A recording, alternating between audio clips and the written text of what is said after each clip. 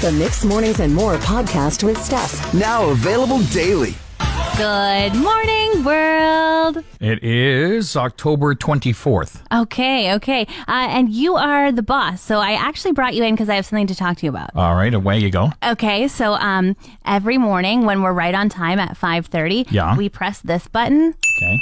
And we get a raise. All right. Well. And so we are owed some back pay. Oh, I'm wondering why every time that I check my ledger, it keeps going up, and I wasn't aware. Now I guess I know why. Now you know. When your morning show hosts are on time, they give themselves a raise, and it comes out of your pocket. All right, perfect. Well, at least it's good to know. Yeah, wanted to fill you in on that. Hey, this is Craig. He is our program director here at Mix 103.7, and he's going to be hanging out with us today. So thanks for getting up early, Craig. I thought the least I could do is bring you a coffee. Much obliged. I appreciate it.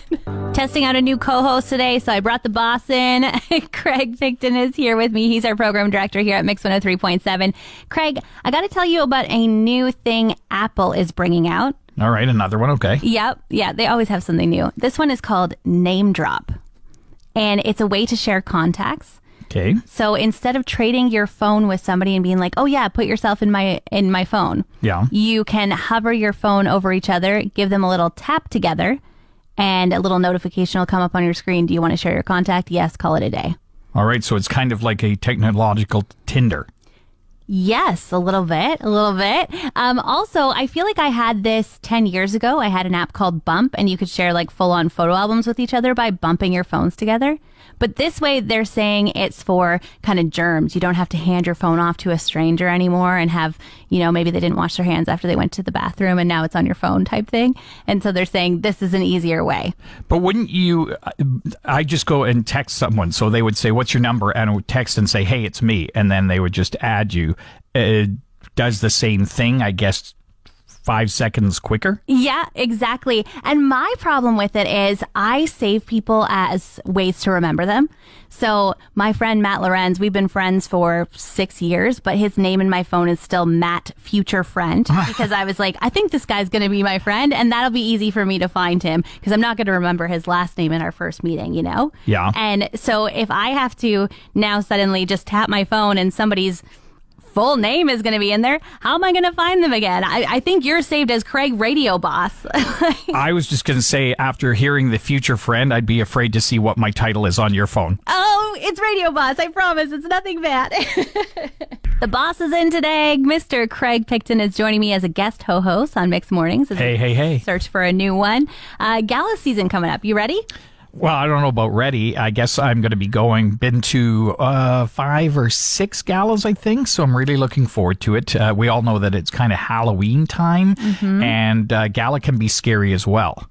Really? Yeah. Well, last year, about this time, was the last time I tried to get into my tuxedo. So the scary part is, can I still fit into it? Oh, that is a bit terrifying. But I actually have some good news for you. All right. I'm looking forward to this. Keanu Gala, it's on November 4th. Yeah.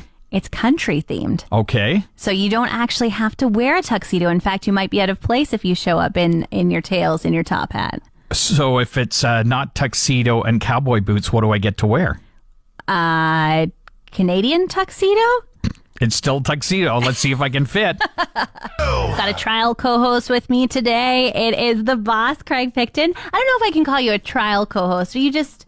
Are you... Well, I did do it, but I did it when we first launched Mix. Gosh, how many years ago was that? Was it like 15? Yep, this is going to be our 15th birthday this January. Yeah, so I started I was the third voice on the station because I was the afternoon drive host, but I would obviously fill in on the morning show, but that hasn't been for a long while. As I told you, I think it's been about 10 years since I've done the morning show on Mix. It's been a while. Well, I'm glad that you're here and awake, and I'm going to tell you about my friend this morning who, she lives in Nashville, Tennessee, and she's a delivery driver. Okay. So she does like a skip the dishes, and she put out a plea to everyone who has Halloween decorations out. She said that she went up to the darkest house ever with the food for them. And when she got to the door, all of a sudden a motion sensor thing must have went off. Yeah. And this zombie started screaming at her and doing like the animatronics walking towards her. So she said, I hope you don't have a doorbell camera because I'm pretty sure I threw the food at your door and ran away. So she said, could I please order skip the heart attack? Yes, exactly. Yeah, and my dad was kind of the same thing. I told you this story. My dad would, when the kids would come to trick or treat, he got one of those rubber masks, and he would open the door when he gave the kids the candy, and about half of the kids started crying because of this mask. And I just said, Dad, maybe it's time to put the mask away. So I guess those kids felt her pain. Yeah, exactly. And you know what? It's kind of cool if you are looking for Halloween decorations, maybe that are on the front lawn, a little less scary. Melanie Gallia, she does the YMM lights at Christmas time. She makes a map, and she's actually done a Halloween one this year. Yeah, that's awesome. And we know, at least in my neighborhood, it's kind of been compounding. So about 3 weeks ago, there were a couple houses, and then there were a couple more, and now it's doubled, and then doubled and doubled. And so now almost every single house is trying to outdo each other with the amount of decorations. And those houses that started with a few, it's now their lawn is littered. So to go on that tour, if you're a big Halloween fan, it's a great idea. Yeah, get the map at ymmlights.com. We're chatting Halloween decorations, and there's one that I hate the most out of any. And it's the one that is on people's decks. It's usually hanging from their soffit and fascia. And it's just a ghost. It's a little like sheet over top of, I don't know, probably a hanger. Yeah. But it has red eyes and it's motion detector. And when you walk by it, it goes, and it shakes at you and you are not expecting it. You're like, oh, this is a homemade Halloween decoration. And then it's not anymore. And I have seen it every year since I was a little kid trick-or-treating, and it still scares me every time. Sorry, what was the reaction again? I see what you did there, Craig. One of the ones that I found this year, I found it a couple of weeks ago. It was this animatronics thing. It's like 10 feet tall. Oh, no. And it's a jack-o'-lantern, but it's got a certain name, and I've got to find this for you because it's motion sensor, and yeah, it's about 10 feet tall, so it doesn't react until you go by it. And I can just imagine these big arms come out. It's kind of like, what would it be like? It's just like 7-foot arms, big, kind of like a scarecrow with a big jack-o'-lantern head on it, and it all lights up and it talks to you. See, these are the kind of Halloween decorations. I just wonder, there's two kinds of people in life. There's people who are like, I'm going to go all out for Christmas and bring the joy. And then there are other people who are like, I'm going to go all out for Halloween and I'm going to get a motion camera so I can record all the scares I can get from these yard decorations. Yeah, that's my me. heart. Craig, I got a question for you. Sure, go ahead. All right. So a guy in Airdrie won $100,000 on the lottery. Lucky guy. I know. And he said, I'm going to pay off my mortgage. Uh-huh. And then if there's any left, I'm going to buy myself a treat. Oh, wow. Good for him. I know. And I thought, you know what? That's probably what I would do. I would pay off my mortgage as well. And then I'd buy myself a treat. Yeah. Now, if you were going to get a treat. Oh, if I was going to get a treat, well, first of all, I would like to say I'd like to pay off my mortgage, but that wouldn't have done it. So, okay. It would have put $1 million. It would have put a dent in the mortgage. Let's just say that. Now it depends what kind of treat you're talking about. Like if it's hamburger style treat, it would be, and people are going to think this is absolutely nuts. Then it would be black licorice. Okay, so that's that treat. But if you're talking about like if I can up the treat a little bit, yeah, I would do a golf holiday somewhere. Okay, that's what I was going to say. I feel like on any given day, you can probably buy yourself a treat of licorice. Exactly. If you won the lottery and you can up your treat fancy, you should up it. Like you should get a golf holiday. That sounds great. Yeah, so I'll go to Scotland and I'll get some black licorice in Scotland and see how it tastes. There you go. Okay. And I would do the same. I would maybe buy myself a snowmobile and go on a little toot through the trails here and see what everybody talks about, or maybe a side-by-side. This guy, exactly what you said. He was like, we're going to pay off our mortgage, and if there's any left, I think I'll take my wife to McDonald's and buy her a hamburger. Lucky girl. She married right.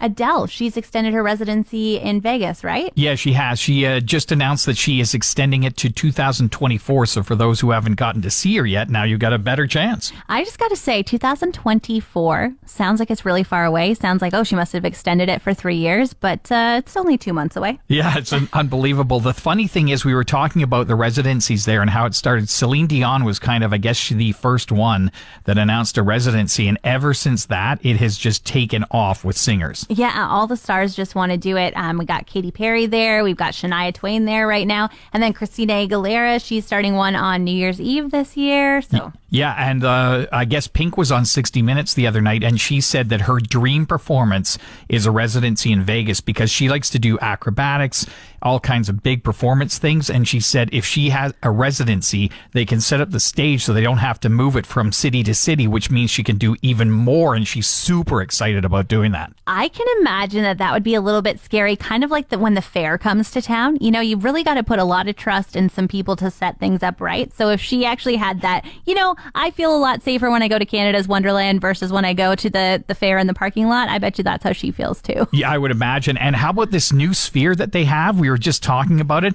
Initially, the cost for the sphere, $1.2 billion, ended up being $2.1 billion. It was the group from Madison Square Gardens that had the vision for this and put it together. And some of the statistics on this thing are off the charts. Oh my goodness. 17,500 seats, highest resolution screen in the world. And apparently it's 100 times clearer than the best TVs out there. Which, like, can you even see that? I feel like I'm already feeling like I'm missing details on the TV when they're in that 4K kind of vision. Yeah, well, if you're sitting in the nosebleeds too, watching U2, I'm not sure you're going to see much of anything. Yeah, it's true. Well, I mean, almost feels like they're a bit of a backup band to the screen, you know? Yeah, you two taking a back seat to anyone is hard to believe, but maybe this time. Guest hosting with me today, Craig Picton. Boy, did the weather take a turn. No kidding. Friday, I'm out there in my short sleeve shirt, loving life. Knew it was coming. You knew it had to be coming. I mean, we're into October, but all of a sudden I'm barbecuing on Friday night, and then on Saturday when things started to cool off, I don't know what it is about that weather change, but mentally, I went to a different place as far as my cooking went. Yeah, what'd you make instead? Well, I did some chili on Sunday and got ready for some cheese soup. Okay, so you're all about the one-pot meals now, that cozy, I need to eat it from a bowl with a spoon kind of thing. Oh, 100%. And I talked to a couple of friends as well. One made stew. And the other one was looking at TikTok to get soup recipes. So it's like, it's in an instant. It's just like a switch went off, temperature goes down below freezing, and automatically people are thinking of all these warm weather foods that they can make. Totally. I absolutely made a pot of soup on Sunday. I was driving around for the Coldwell Banker open house splits. And then as I was getting out of the houses and going into them, I'd get back into the car and be planning my grocery list. Like, I need to buy zucchinis. I need to buy some leeks. We're going to have grilled cheese to dip in this delicious pureed soup. It is soup season. We have some special guests here with us this morning. Hannah Frieded from Swamp Rat Experience and Zach Barrett. Zach is the director of the brand new production coming to us, Rent, and Hannah is the executive producer. Thanks so much for joining us today. Let's hear, what is Rent? Oh, Rent the musical. It's a Broadway production about a group of starving artists in New York City in the late 80s, early 90s as they go through a year in their lives as a series of fortunate and unfortunate events occur to, this group of people, determining where they can find love, acceptance, and in all of its different forms over the course of that year. This is one of the biggest Broadway productions ever. Yes. So we're really excited for it to actually make its Wood Buffalo debut. Big enough they made a movie about it too. Sounds great. When is the show taking place, Hannah? Yeah, so it'll be 4 performances on those 3 dates. Yeah. So we open on Thursday, November 16th. Then we have a performance on the Friday, and then we have 2 performances on the Saturday, including a matinee at 2 p.m. And the matinee is a dry event, meaning there will be no bar. Yeah, for those who wish to partake in theater without alcohol being present. That's very thoughtful of you. Thanks for that.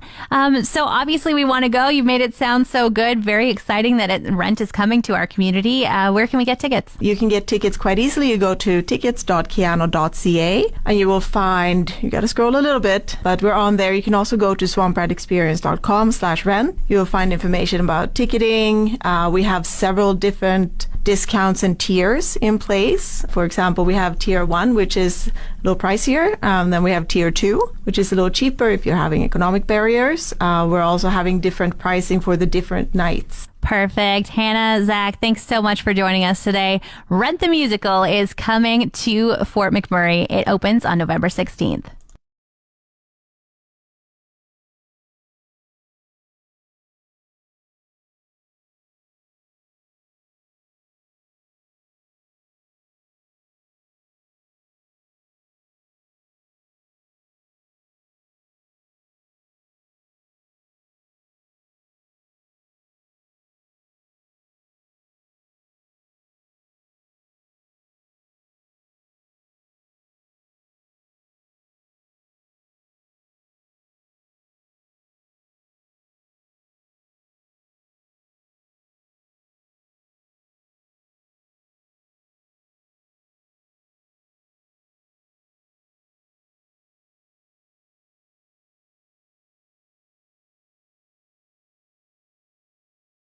Trivia Tuesday.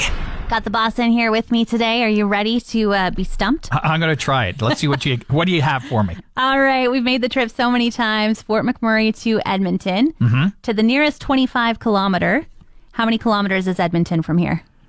To the nearest kilometer. Oh, boy. You're okay. I'm going to go with 490. Ooh. That's really close. Okay. It's 442. Oh, I missed it. I was wrong. All right. Well, I've got one for you today. Okay. Do you know the name Bob Kane? Bob Kane? I don't. All right. He was born on this day in 1915, and he created a comic character. Who did he create? Okay. I feel like I would have heard of him before if he had done like Spider-Man or something like that. Stan Lee, is that the other guy's name? So maybe he created Ant-Man? Batman. Oh, I was thinking Batman, and I was like, I've heard his name before. I'm sure of it. 1939 was the first time that Batman appeared, and it was created by Bob Kane, who was born in this day back in 1915. Happy birthday, Bob Kane.